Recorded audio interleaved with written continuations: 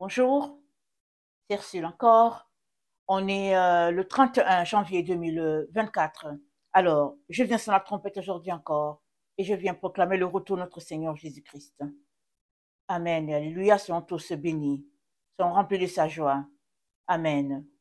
Alors, la fin d'un cycle, c'est le début d'un autre. Amen. La fin d'un cycle, le début d'un autre. Alors, si vous m'écoutez souvent, on parle ces derniers temps du fait que on est à un début. Amen. On est à un début. Alors, ceux-là qui s'intéressent à l'étude du temps parlent souvent d'un temps circulaire ou bien d'un temps linéaire.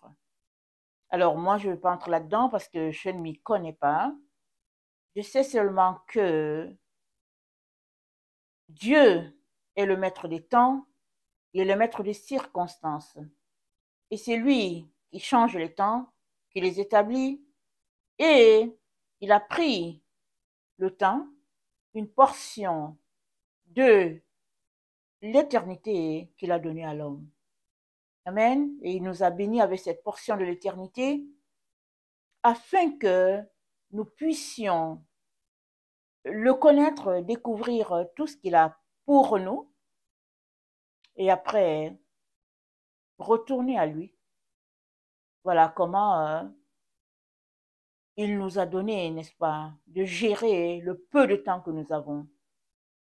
Certains ont plus de temps que d'autres et voilà comment va la vie. Amen. Alors, dans Daniel 2, le verset 19, voilà ce que Daniel nous dit. Il nous dit, alors, le secret fut révélé à Daniel dans une vision pendant la nuit. Et Daniel bénit le Dieu des cieux. Daniel prit la parole et dit, béni soit le nom de Dieu d'éternité en éternité. À lui appartiennent la sagesse et la force. C'est lui qui change les temps et les circonstances, qui renverse et qui établit les rois, qui donne la sagesse aux sages et la science à ceux qui ont de l'intelligence. Il révèle ce qui est profond et caché. Il connaît ce qui est dans les ténèbres et la lumière demeure avec lui. Dieu de mes pères, je te glorifie et je te loue de ce que tu m'as donné la sagesse et la force et de ce que tu m'as fait connaître ce que nous t'avons demandé et de ce que tu nous as révélé, le secret du roi. Amen. Et c'est comme ça que Daniel est parti rencontrer le roi Nebuchadnezzar pour lui parler et du rêve qui était secret et aussi de l'explication du rêve. Amen. Alors Daniel nous dit, Dieu est maître des temps, il est maître des circonstances. Et c'est ce que nous voyons. Donc, quand les temps de Dieu s'accomplissent, alors il décide tout simplement de changer les choses. Alors, à une autre vidéo, on parlera un peu encore de ce sujet-là. Peut-être que ça apportera de l'explication à certaines personnes. Mais pour le moment, on doit juste savoir que nous sommes à la fin d'un cycle et au début d'un autre. Et dans Galates 4, dans Galates 4, le verset 4 à 5, dans Galates 4,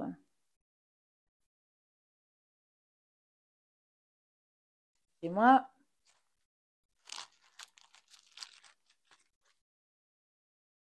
le verset 4 à 5, voilà ce qu'il dit, Galates 4. Mais lorsque les temps ont été accomplis, Dieu a envoyé son Fils, né d'une femme, né sous la loi, afin qu'il rachetât ceux qui étaient sous la loi, afin que nous reçussions l'adoption. Et parce que vous êtes fils, Dieu a envoyé dans nos cœurs l'esprit de son Fils, lequel crie « Abba, Père ». Amen. Donc, lorsque les temps ont été accomplis, Dieu a envoyé son Fils. Amen.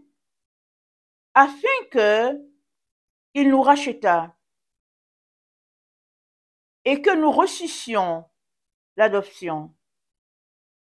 Alors, il est maître des temps, des circonstances, notre Dieu, et quand les temps s'accomplissent, il fait autre chose. Amen. On doit donc comprendre que le temps alloué depuis un certain moment est arrivé à sa fin et un autre cycle est en train de commencer. Et quand on lit, amen, on peut voir que il y a un début, il y a une fin. Est-ce linéaire? Est-ce circulaire? Moi, je ne sais pas. Je sais seulement que c'est Dieu qui établit un début et c'est le même qui établit une fin.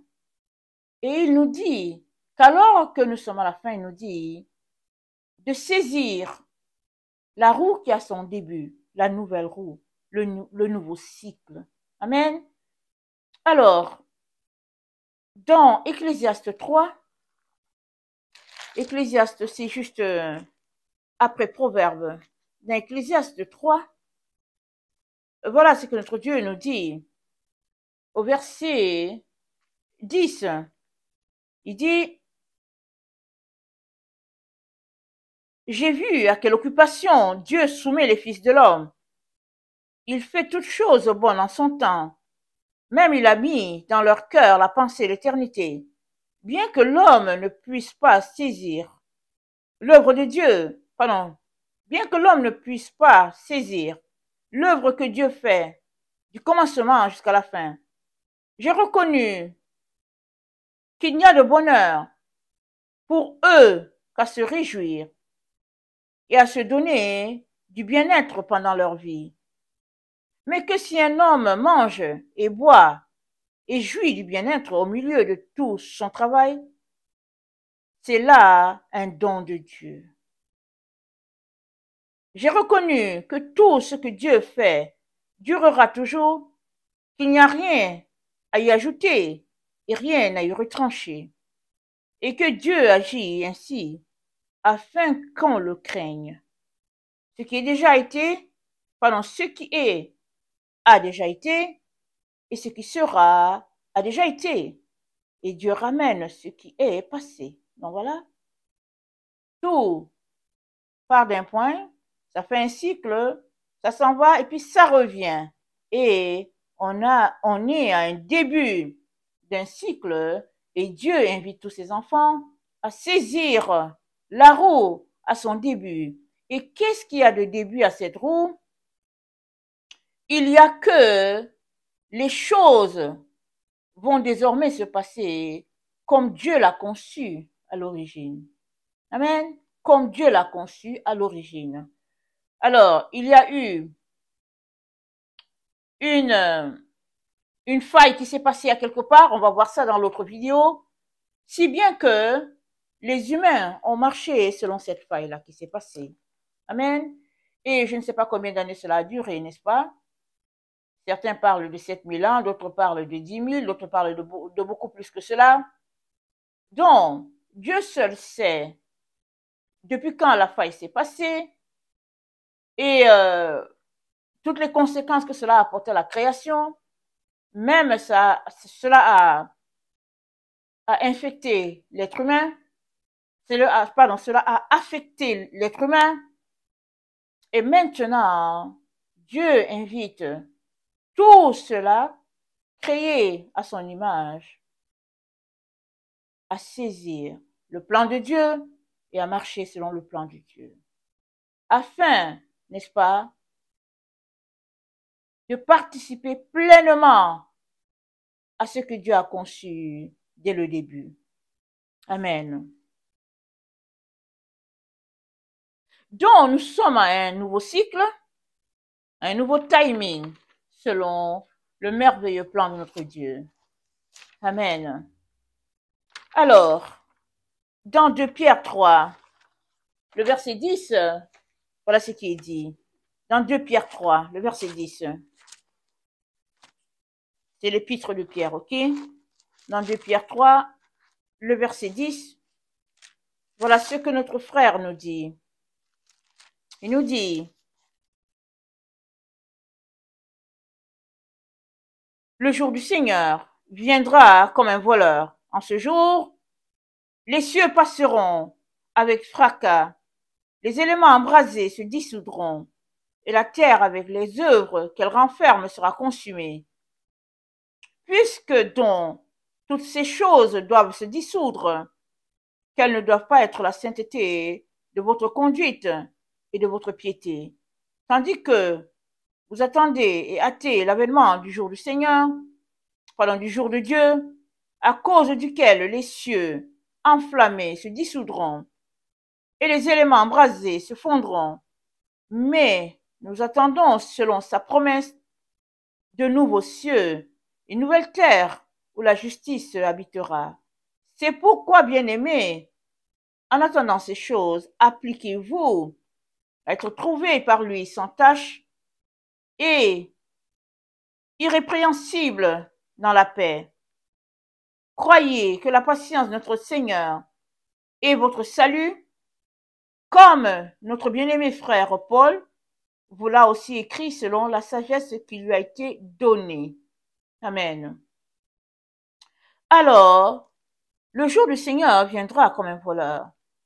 Mais en attendant que ce jour vienne, nous dit l'apôtre Pierre, il dit, nous devons nous comporter de manière à être irrépréhensibles, parce que quand ce jour se manifestera, alors commencera pleinement la justice de Dieu sur la terre. Un temps de justice, un temps de paix, un temps là où il y aura des nouveaux cieux, une nouvelle terre. Et Pierre nous dit, appliquez-vous à être trouvés sans tache ni reproche et dans la paix. Amen et alléluia. Alors, on est dans ce temps et notre Père rempli d'amour, notre Dieu éternel nous dit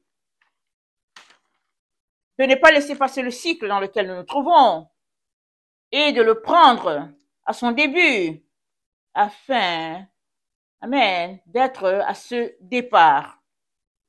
Et ce départ correspond au temps de la rédemption, prophétisé par les apôtres. Attendez, je vais retourner à le texte que je lisais tantôt.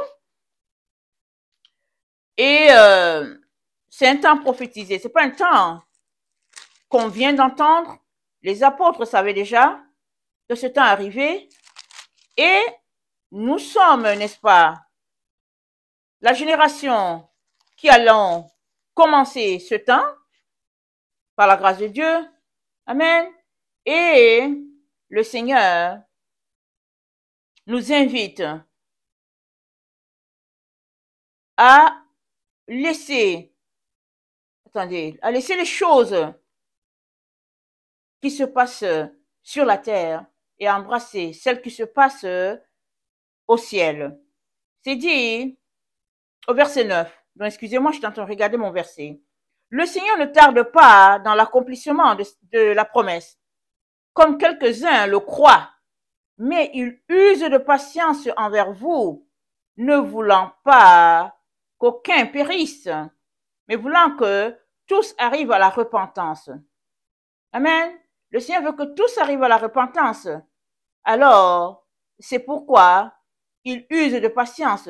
Il use de patience et il nous dit que ce temps arrive. Amen. Ce temps arrive et nous y sommes. Alors, le temps de la fin, ça n'a pas commencé avec nous. L'apôtre Jean disait déjà, nous sommes au temps de la fin. Amen. Alors, c'est combien y a-t-il de générations qui vont s'inclure dans ce temps de la fin? Je ne sais pas, Dieu seul sait. Mais toujours est-il que Dieu est en train de faire des choses nouvelles, des choses extraordinaires sur la terre, et il nous invite à être participants de cela.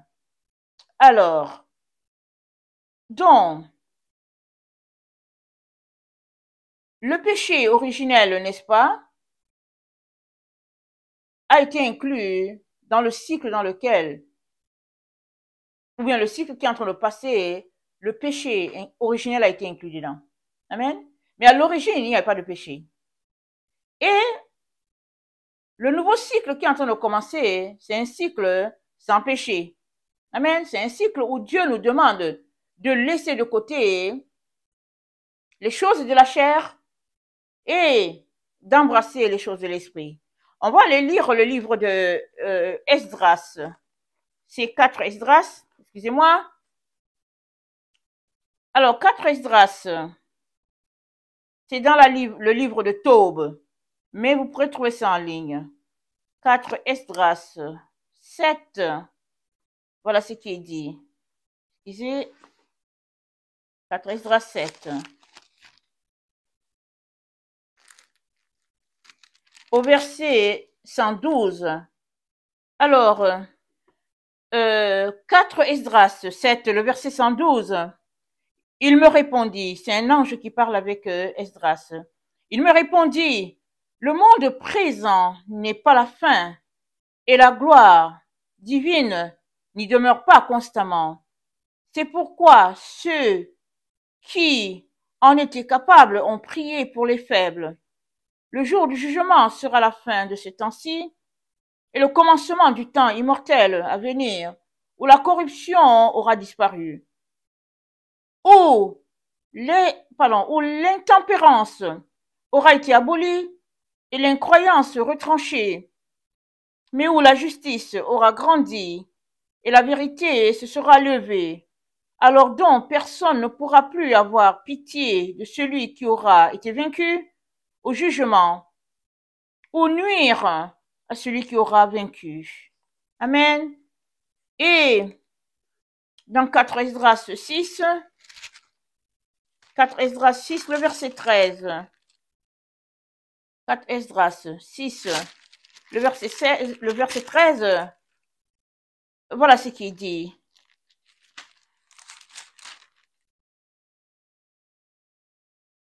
Ici, je cherche mes repères, n'est-ce pas? 4 Esdras 6, le verset 13.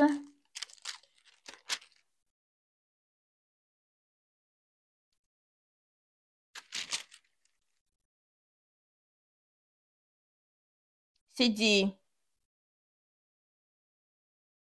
Il me répondit, c'est l'ange qui parle avec Esdras. Il me répondit et me dit, tiens-toi sur tes gardes, et tu entendras une voix pleine de fracas. Alors, si le lieu où tu te tiens est fortement ébranlé, au moment même où on te parlera, ne t'effraie pas, car il s'agit d'une parole sur la fin. Les fondements de la terre le comprendront, et ils trembleront et seront ébranlés, car cette parole les concerne. Ils savent en effet qu'à la fin, ils doivent être changés. Donc, on s'est dit, les fondements du monde savent qu'ils doivent être changés. Amen. Or, comme j'écoutais, je me tins sur mes pieds et j'entendis, voici une voix qui parlait et son bruit était comme le bruit de grandes eaux. Et la voix me dit, voici, les jours viennent où je commencerai à m'approcher pour visiter les habitants de la terre. Quand je commencerai à entrer en jugement contre ceux qui ont perpétré injustement les injustices, lorsque l'humiliation de Sion sera complète et quand sera scellé ce monde prêt à finir, alors je produirai ces signes. Des livres seront ouverts devant la face du firmament et tous les verront en même temps. Les enfants d'un an parleront de leur propre voix. Les femmes enceintes mettront au monde des enfants prématurés de 3 à 4 mois qui vivront et gambaderont. Tout à coup, les lieux ensemencés apparaîtront non ensemencés et les greniers pleins se trouveront tout à coup vides, la trompette sonnera avec éclat, et lorsque tous l'auront entendu, ils seront subitement terrifiés. En ce temps-là, les amis feront la guerre à leurs amis comme des ennemis. La terre et ceux qui l'habitent seront terrifiés, et les sources et les fontaines s'arrêteront de couler pendant 3 heures. Alors, quiconque aura échappé à tout ce que je t'ai annoncé à l'avance sera personnellement sauvé, et il verra mon salut et la fin de mon monde. On verra aussi les hommes qui ont été mis en réserve, qui n'ont pas goûté à la mort depuis leur naissance.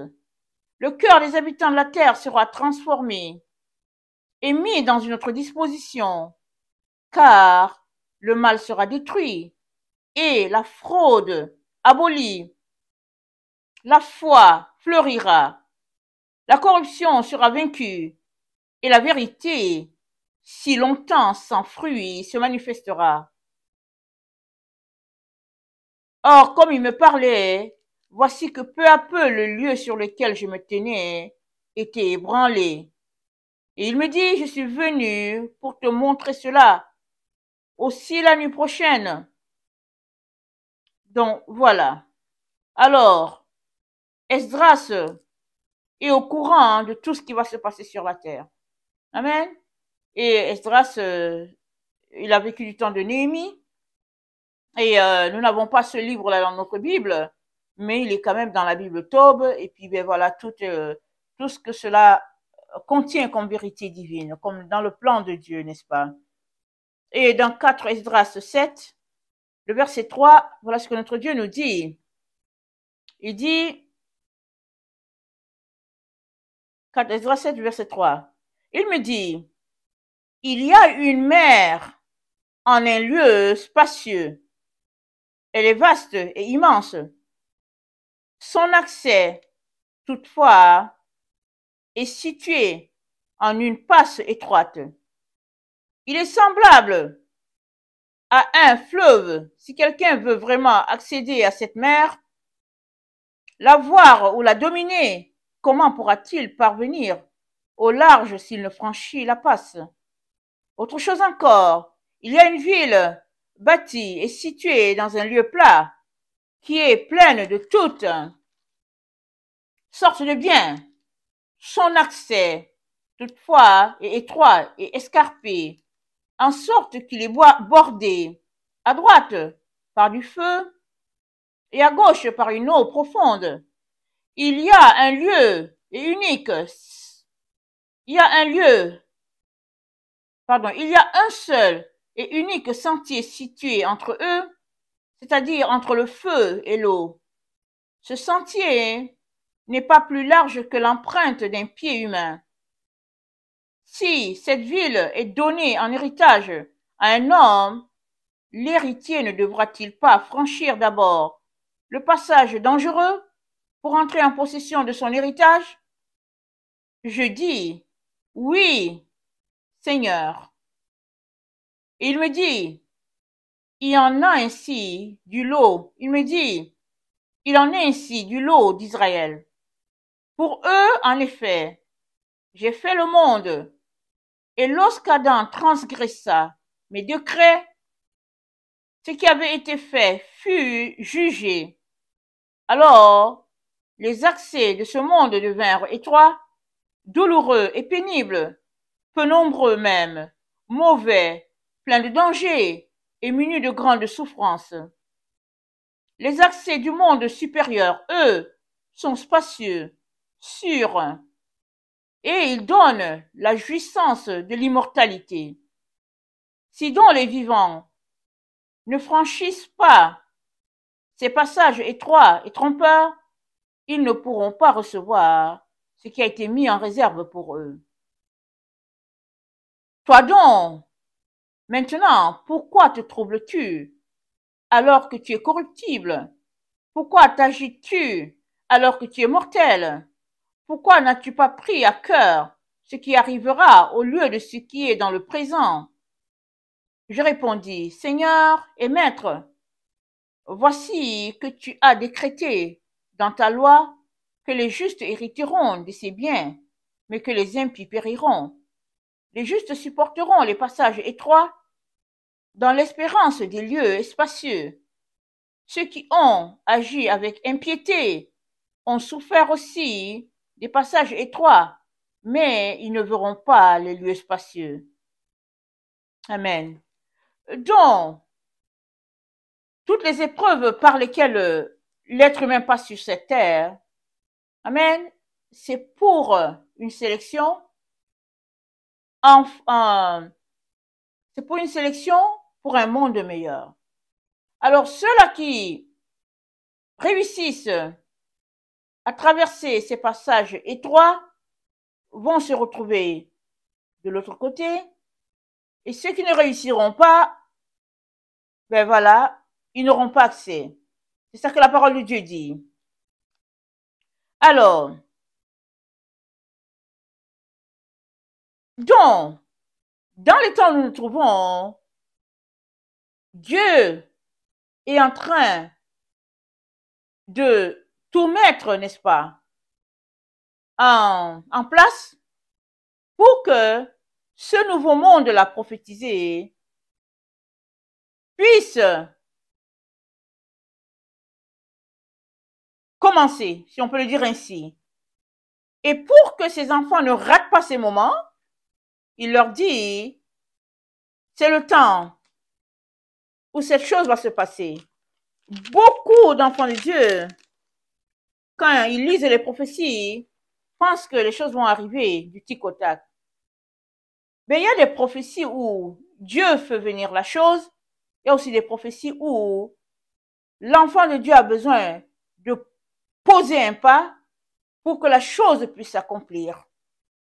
Et nous sommes dans ce temps-là où Dieu nous demande à nous, ses enfants, de poser un pas, de prendre une décision par rapport à tout ce qui est en train de se passer et de choisir le camp dans lequel nous sommes. C'est le temps dans lequel les choses sont en train de se passer. Ce que Dieu a prophétisé est en train de se passer en notre temps. La roue est en train de tourner. Amen. Elle tourne dans le temps dans lequel nous sommes. Amen et alléluia. Alors, dans Habakkuk, n'est-ce pas? Habakkuk, un prophète, il nous dit qu'il était à son poste et il veillait. C'est ce que les prophètes font. Ils passent leur temps à prier dans la présence de Dieu, ils cherchent la face, ils prient pour le peuple. Donc Habakkuk dit, j'étais à mon poste, nous sommes à Habakkuk 2, et je me tenais sur la tour. Je veillais pour voir ce que l'Éternel me dirait, ce que je répliquerais après ma plainte.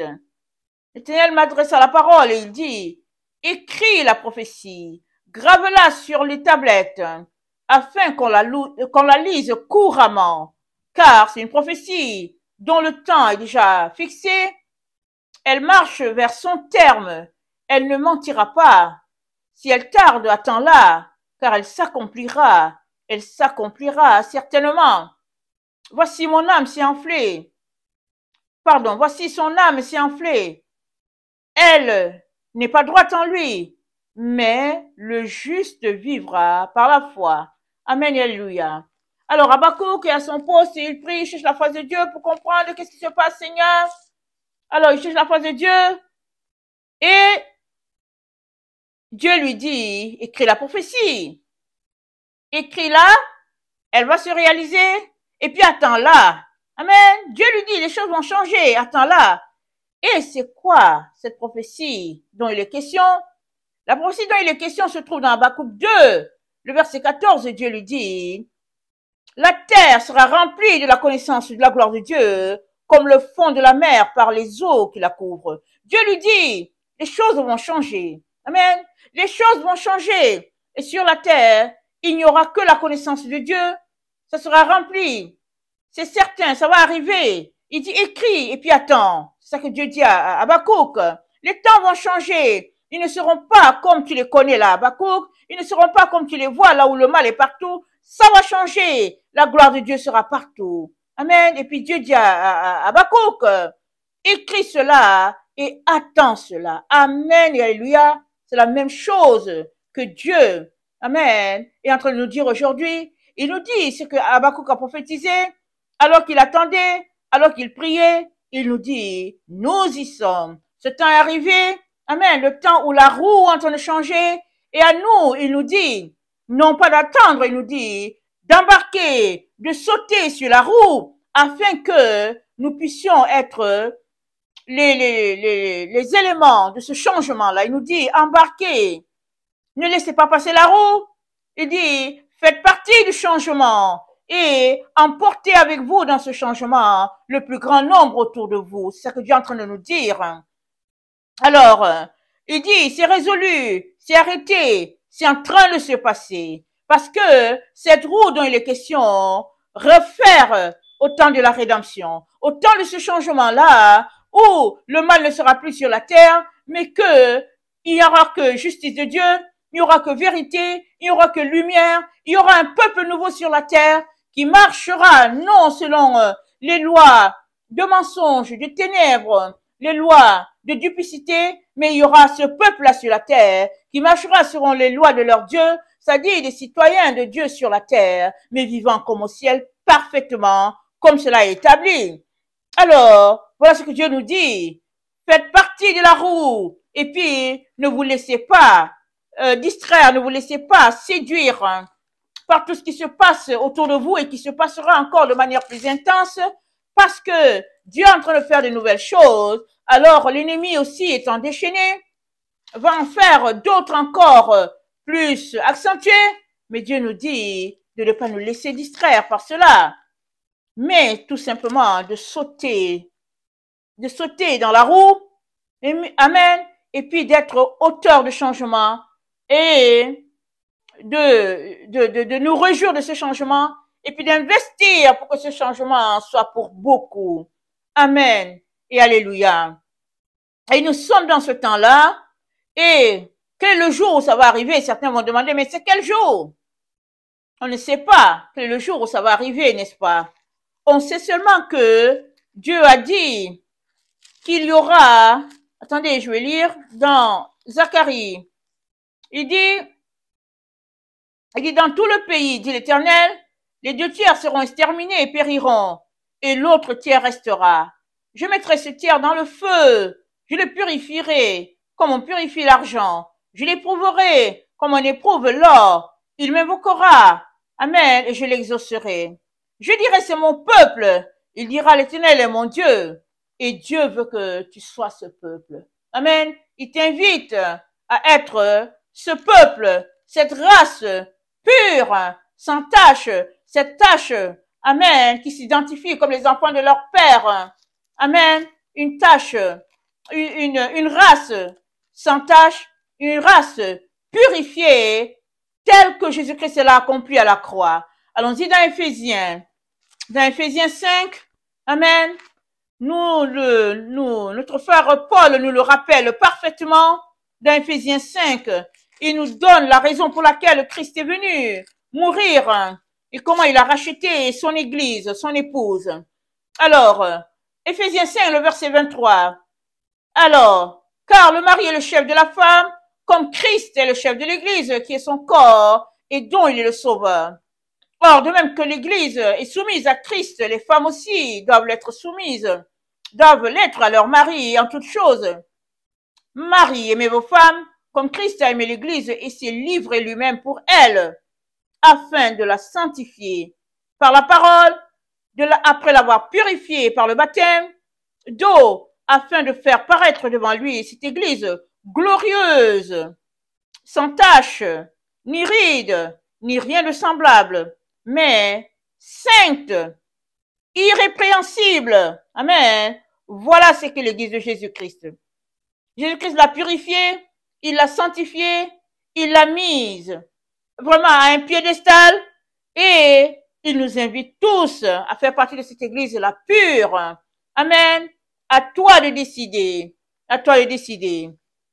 Et dans Sophonie 3, Sophonie c'est juste après Habakkuk, dans Sophonie 3, au verset 13, voilà ce que notre Dieu nous dit. Il dit, Les restes d'Israël ne commettront point d'iniquité. Ils ne diront point de mensonge. Et il ne se trouvera pas dans leur bouche une langue trompeuse. Mais ils paîtront. Ils se reposeront et personne ne les troublera. Pousse des cris de joie, fille de Sion. Pousse des cris d'allégresse, Israël. Réjouis-toi et triomphe de tout ton cœur, fille de Jérusalem. L'Éternel a détourné tes châtiments. Il a éloigné ton ennemi.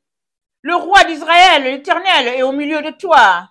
Tu n'as plus le malheur à éprouver. En ce jour-là, on dira à Jérusalem, ne crains rien. Sion, que tes mains ne s'affaiblissent pas. L'Éternel, ton Dieu, est au milieu de toi comme un héros qui sauve. Il fera de toi sa plus grande joie. Il gardera le silence dans son amour. Il aura pour toi des transports d'allégresse. Je rassemblerai ceux qui sont dans la tristesse, loin des fêtes solennelles, ceux qui sont sortis de ton sein. L'opprobre pèse sur eux. Voici, en ce temps-là, j'agirai contre tous tes oppresseurs. Je délivrerai les boiteux et je recueillerai ceux qui ont été chassés. Je ferai d'eux un sujet de louange et de gloire dans tous les pays où ils sont en opprobre. En ce temps-là, je vous ramènerai. En ce temps-là, je vous rassemblerai, car je ferai de vous un sujet de gloire et de louange parmi tous les peuples de la terre, quand je ramènerai vos captifs sous vos yeux, dit l'Éternel. Amen. Voilà le projet extraordinaire de Dieu de rassembler Israël. Mais qui est Israël? Israël, c'est tous ceux-là qui auront embrassé la foi d'Abraham. Amen. Et nous voyons ça dans Romains 11. Paul nous fait un petit résumé. Je ne veux pas lire tout Romains 11. Je vous invite à le faire. Amen. Et Paul nous dit dans Romains 11, au verset 25, il dit, car je ne veux pas, frères, que vous ignoriez ce mystère, afin que vous ne vous regardiez point comme sages. C'est qu'une partie d'Israël est tombée dans l'endurcissement jusqu'à ce que la totalité des païens soit entrée. Et ainsi, tout Israël sera sauvé, selon qu'il est écrit, le libérateur viendra de Sion, il détournera de Jacob les impiétés. Et ce sera mon alliance avec eux, lorsque j'ôterai leurs péchés. Amen. Alors, on est dans ce temps-là où, païens et israélites d'origine, tout le monde sera dans le même panier. Amen. Le panier où se trouve la foi, la lumière, le rachat, le salut, par le sang de Jésus, uniquement par le sang de Jésus.